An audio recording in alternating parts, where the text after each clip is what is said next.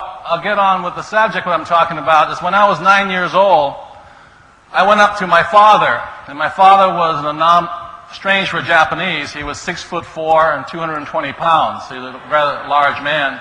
I am the smallest male in my family, out of all the family.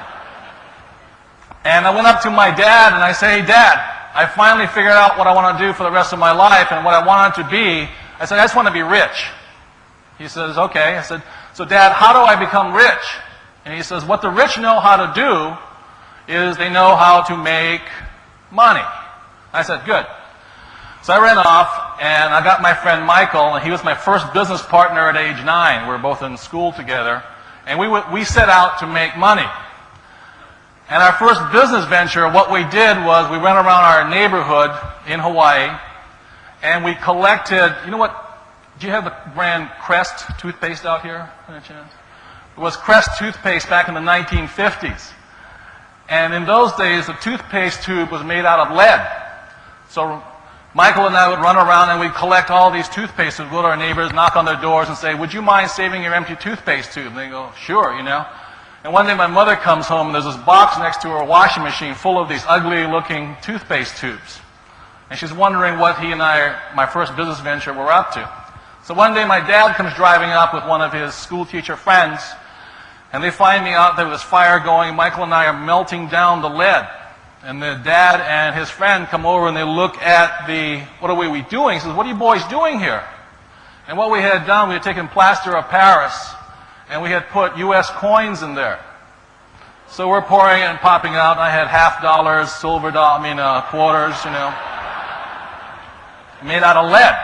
And my father says, "What are you doing?" I said, "Doing what you told us. We're making money." And his friend just started laughing and says, "Leave the boy alone. He might have a talent here, you know." And so I found out at a very early age what the word counterfeiting meant. And so I was very confused. You know, I said, "Dad, I still want to be a rich man. How do I make money?" And my dad looked at me and says, "Number one, there's 2 reasons, don't ask me. Number one is I'm a school teacher. And school teachers don't know how to make money.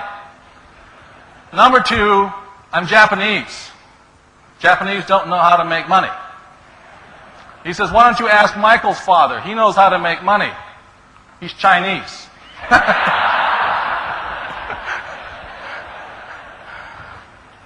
So Michael and I ran off and went to see his dad. And his dad was Chinese. And he began to teach Michael and I the art of making money.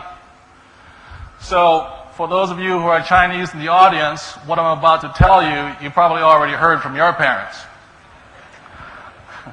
So as I grew older, it got really difficult in my family. Because my dad, being a school teacher, would say, you know, "Be good, study hard." And I'd say, "Why?" He said, "So you can get good grades." I said, "Why?" "So you can find a good job." I said, "Okay, why?" And he says, "You can find a good company to work for." And then I'd go across town and talk to Michael's dad, and all he would say to me, he says, "You don't want a good company to work for. You want to study hard to find out how to buy a company and sell it."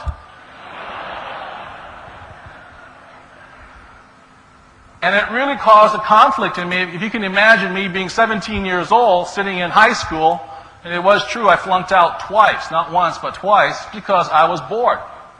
And every time the teacher tried to threaten me, say, "You're not applying yourself, you don't have good grades, blah, blah, blah." I said, "What for?" She says, "So you can get a good job." I said, "Well, I don't need a good job, because I'm going to buy and sell companies."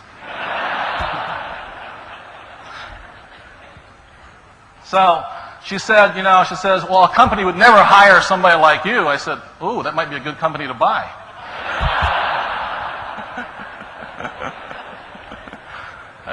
She said, "Well, I would never work for a man like you." And I said, "Don't worry, love, we wouldn't hire you anyway." That's when I was thrown out the second time. So I had a different educational background, and it was tough, like I said, with my 2 dads. Now the reason I bring this up is how many people here realize that America is in fairly big financial trouble right now? How many people realize that?